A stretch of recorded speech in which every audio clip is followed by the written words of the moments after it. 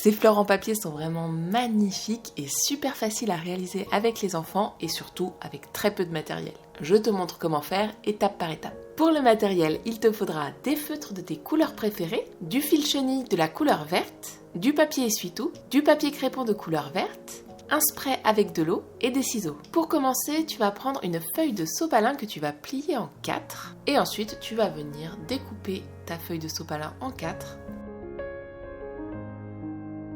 et tu vas renouveler l'opération avec 3 autres feuilles de sopalin.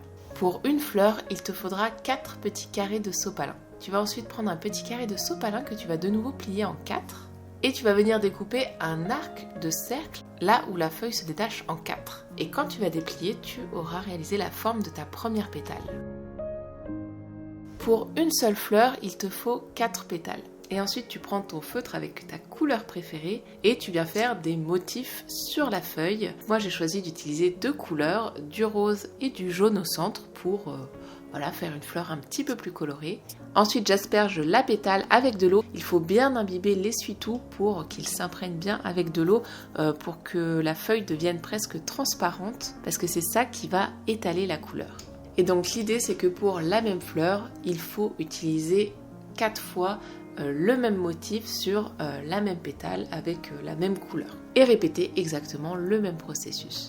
Donc si vous voulez plusieurs fleurs, vous pouvez réaliser d'autres motifs, d'autres couleurs.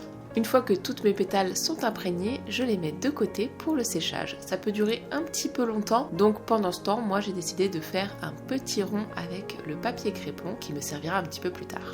Ça y est, toutes mes pétales sont sèches, ça a duré quand même quelques heures. Donc il faut être patient. Ensuite, je rassemble chaque pétale de chaque fleur et je les replie au centre pour donner la forme à ma fleur. Je prends ma feuille de papier crépon et je recouvre la base de ma fleur. Il faut que ça arrive à peu près à la moitié de la fleur. Puis ensuite, j'enroule le fil chenille sur la base de la fleur pour faire la tige. Je replie le fil chenille en 2 et j'entortille la base de la tige jusqu'à la moitié de la tige. Et ensuite, avec le petit bout de fil chenille qui dépasse, je replie pour former une petite feuille. Je déploie les petites pétales de ma fleur.